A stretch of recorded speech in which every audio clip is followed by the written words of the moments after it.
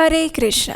पाप मोचनी एकादशी यानी कि जो आपके समस्त पापों का नाश कर देती है, ऐसी विशेष एकादशी हमारे शास्त्रों में वर्णन आता है कि जो भी मनुष्य इस एकादशी का श्रद्धा और निष्ठा पूर्वक पालन करते हैं वो अपने पूर्व जन्म के समस्त पाप कर्मों से मुक्त हो जाते हैं।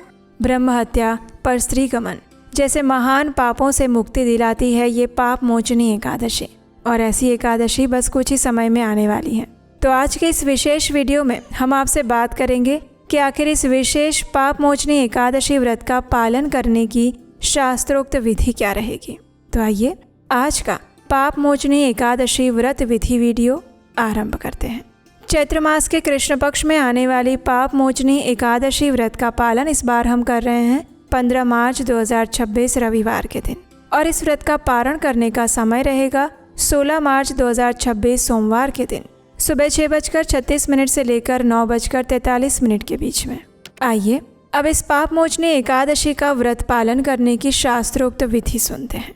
इस एकादशी के महात्म्य का वर्णन करते हुए भगवान श्री कृष्ण कहते हैं, जो भी व्यक्ति इस एकादशी का श्रद्धा और नियम पूर्वक पालन करता है वो अपने पूर्व और वर्तमान जन्म के सभी पाप कर्मों से मुक्त हो जाता है। इस मास में जो भक्त पूर्ण श्रद्धा से संकल्प लेकर एकादशी का व्रत पालन करता है उसे अनंत गुना अधिक पुण्य फल की प्राप्ति होती है। एकादशी के एक दिन पहले यानी दशमी के दिन सूर्यास्त से पहले भोजन ले लेना चाहिए। उसके बाद अपने मुंह, हाथ और दांतों को अच्छे से स्वच्छ करके अपने मन तथा इंद्रियों को नियंत्रित करके परम भगवान श्री कृष्ण के ऊपर ध्यान केंद्रित करते हुए स्वयं को एकादशी व्रत पालन के लिए तैयार करना चाहिए। एकादशी के दिन प्रातः ब्रह्म मुहूर्त में उठ जाए। ब्रह्म मुहूर्त यानी सूर्योदय से कम 1.5 घंटा पहले। ये समय आध्यात्मिक साधक के लिए सबसे अच्छा माना गया है, और इसी वजह से अष्टांग हृदय सूत्र 2:1 में कहते हैं, ब्राह्मे मुहूर्ते उत्तिष्ठेत स्वस्थो रक्षार्थम आयुषः, यानी स्वस्थ मनुष्य को अपनी आयु की रक्षा के लिए ब्रह्म मुहूर्त में उठना चाहिए। उठने के बाद स्नान इत्यादि से स्वयं को शुद्ध कर लीजिए। अगर संभव है तो आप किसी पवित्र नदी में स्नान करें, और अगर ये संभव ना हो तो अपने स्नान के जल में ही गंगा जल मिला लें और उस जल से स्नान करें। अब स्नान करने के बाद आपके घर में जो पूजा का स्थान या मंदिर है उसे और आसपास के स्थान को स्वच्छ करें। फिर अपने गुरु का स्मरण करते हुए और श्री हरि की जयकार करते हुए घंटी बजाकर भगवान को जगाकर सबसे पहले उन्हें कोई भी मीठे पदार्थ का भोग लगाएं। जब तक भगवान भोग स्वीकार करते हैं तब तक आप भगवान की प्रातःकालीन मंगला आरती करने की संपूर्ण तैयारी कर लें। अब 15 मिनट बाद भगवान के पास से भोग ले लीजिए, फिर मंगला आरती करें या फिर उसका दर्शन करें। अगर आप मंगला आरती नहीं कर सकते हैं तो आप अपनी जो भी प्रातःकालीन दैनिक पूजा करते हैं वो संपन्न कर लीजिए।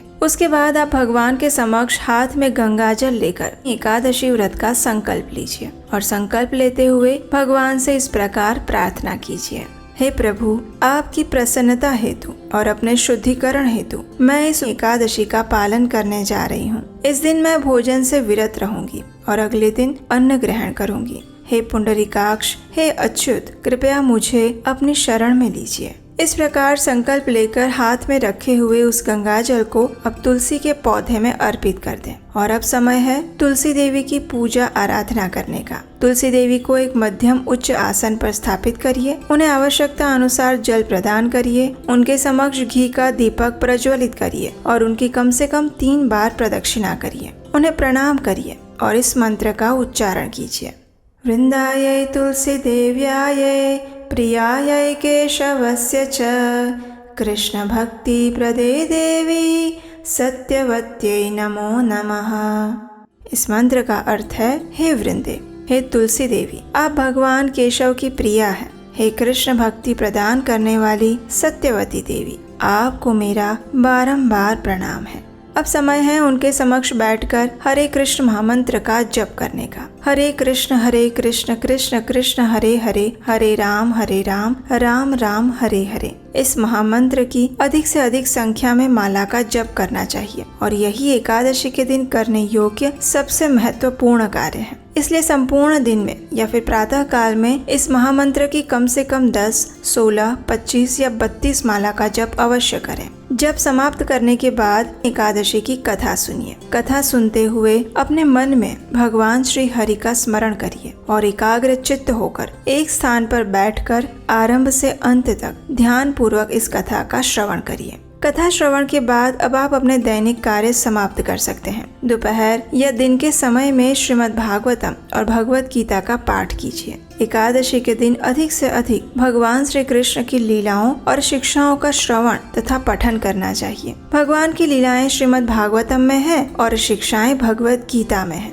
इस दिन आप हमारे चैनल पर जाकर भागवतम कथा भी सुन सकते हैं। एकादशी के दिन हम उपवास का पालन करते हैं और ये उपवास 3 प्रकार के होते हैं: निर्जल, सजल और सफल। निर्जल यानी जिसमें एकादशी के संपूर्ण दिन में अन्न और जल दोनों का ही त्याग किया जाता है। इस दिन पानी की एक बूंद भी नहीं ले सकते और अगले दिन पारण के बाद ही जल और भोजन लिया जाता है। दूसरा उपवास है सजल, जिसमें आप उपवास में मात्र जल ही लेते हैं और कुछ नहीं। और फिर तीसरे प्रकार का उपवास होता है जिसे सफल उपवास कहते हैं। इसका पालन करते समय भक्त जल, दूध, फलों का रस और एकादशी प्रसाद ले सकते हैं। अगर आप नहीं जानते हैं कि इस एकादशी प्रसाद में कौन कौन सी चीजें लेनी चाहिए, क्या खाना चाहिए, क्या नहीं खाना चाहिए, तो उसके ऊपर भी हमने एक विस्तृत वीडियो बनाया है। उसका लिंक नीचे डिस्क्रिप्शन बॉक्स में है। इस वीडियो को देखकर आप वो भी देख सकते हैं। अगर आप चाय कॉफी पीते हैं तो प्रयास करना चाहिए कि एकादशी के दिन चाय कॉफी ना पिएं। बाहर के कोल्ड ड्रिंक्स, धूम्रपान ये सब कुछ बिल्कुल भी नहीं लेने चाहिए। और इस प्रकार आप अपनी शारीरिक क्षमता के अनुसार और आप जिस परिस्थिति में हैं उसके अनुसार आप किसी भी प्रकार का उपवास पालन कर सकते हैं, लेकिन किसी भी स्थिति में अन्न ग्रहण नहीं करना चाहिए। अब संध्या के समय अपने घर में तुलसी देवी की आरती कीजिए। एकादशी के दिन आप जितनी अधिक तुलसी सेवा कर सकते हैं उतनी करनी चाहिए। इस दिन आप प्रातः काल में तुलसी जलदान भी कर सकते हैं। संध्या के समय उनके समक्ष घी या तेल का दीपक प्रज्वलित करें,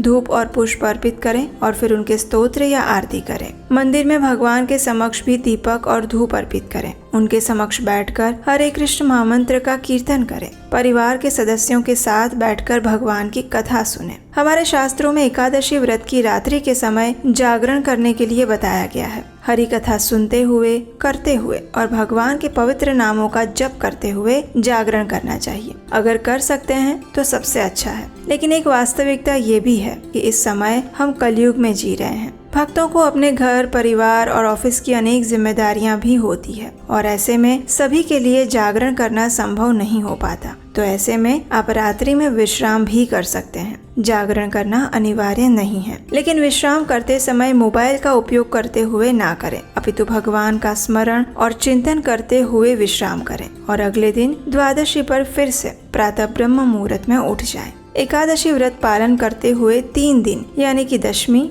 एकादशी और द्वादशी ये तीनों तिथियों पर संपूर्ण ब्रह्मचर्य का पालन करना चाहिए। अगले दिन द्वादशी पर पूर्ण विधि विधान और नियम अनुसार निर्धारित समय के अंदर ही एकादशी व्रत का पारण करें। पारण कैसे करना चाहिए इसके ऊपर भी हम एक विस्तृत वीडियो लेकर आएंगे। उसमें हम आपके पारण से जुड़े हुए प्रश्नों के उत्तर भी देने वाले हैं, तो उसे भी अवश्य देखिएगा। और उसे देखने के लिए आपके अपने चैनल उपदेशाष्टकम को सब्सक्राइब करके अवश्य रख लीजिए। आप हमारे व्हाट्सएप कम्युनिटी ग्रुप के साथ अगर जुड़ जाएंगे तो भी आपको इस पारण विधि और एकादशी कथा का नोटिफिकेशन और उसके अलावा अन्य भी एकादशी से जुड़ी जानकारी सरलता से मिल जाएगी। इस ग्रुप से जुड़ने के लिए लिंक नीचे डिस्क्रिप्शन बॉक्स में है। इस वीडियो को समाप्त करने के बाद आप वहां जाकर क्लिक कर सकते हैं। अब देखिए, कई बार लोग पूछते हैं कि अगर किसी के घर में सूतक लगा है तो क्या वे एकादशी व्रत कर सकते हैं? तो इसका उत्तर है हाँ, बिल्कुल कर सकते हैं। अगर आपके घर में किसी की मृत्यु हुई है या फिर किसी का जन्म हुआ है तो भी आप एकादशी व्रत रख सकते हैं। बस ध्यान ये रखना है, इस व्रत की आप कोई भी पूजा इत्यादि नहीं कर सकते।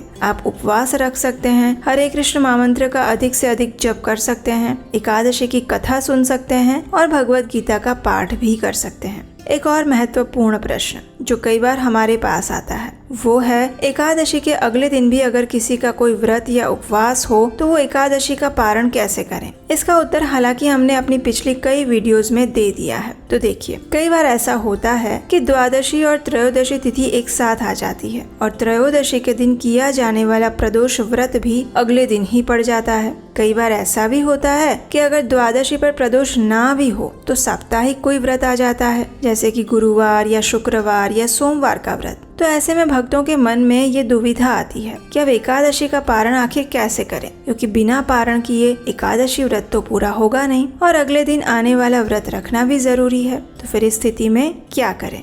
तो देखिए, इसमें संशय में पड़ने वाली कोई बात नहीं है, बहुत सरल विधि है। अगर आपके लिए दोनों ही व्रत करना आवश्यक है तो आप ये कर सकते हैं कि एकादशी का पारण करने के लिए द्वादशी के दिन पारण के प्रातःकालीन सभी नियमों का पालन कर लीजिए। ब्राह्मण भोजन और दान इत्यादि सब कुछ कीजिए। उसके बाद अब आप अपने घर में से एक चावल का दाना लीजिए, उसे भगवान को अर्पित कीजिए। भगवान से प्रार्थना कीजिए कि आप एकादशी व्रत का पारण करने के लिए इस दाने को आपको समर्पित करते हैं, कृपया इसका स्वीकार करें। उसके बाद अगले दिन का व्रत जिस किसी भी देवी देवता का है, उन देवी माँ से या फिर शिव जी से प्रार्थना कीजिए, हे माता या हे प्रभु, मैं अपने एकादशी व्रत का पारण करने के लिए ही इस एक चावल के दाने का स्वीकार कर रही हूँ। आपके व्रत में मेरी पूर्ण निष्ठा है, इसलिए कृपया आप मेरे इस चावल के दाने को स्वीकार करने के कार्य को अपराध मत समझिएगा। मैं अब आपके इस व्रत का पूर्ण श्रद्धा और नियम पूर्वक पालन करने जा रही हूँ। आपका आशीर्वाद प्रदान कीजिए।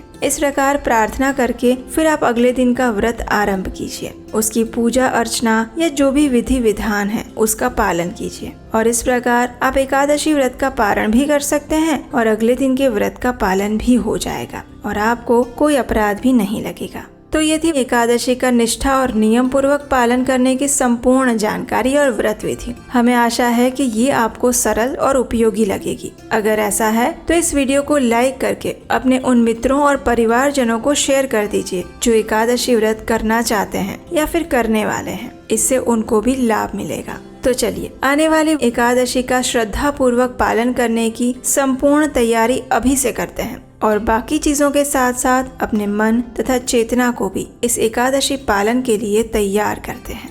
हरे कृष्णा।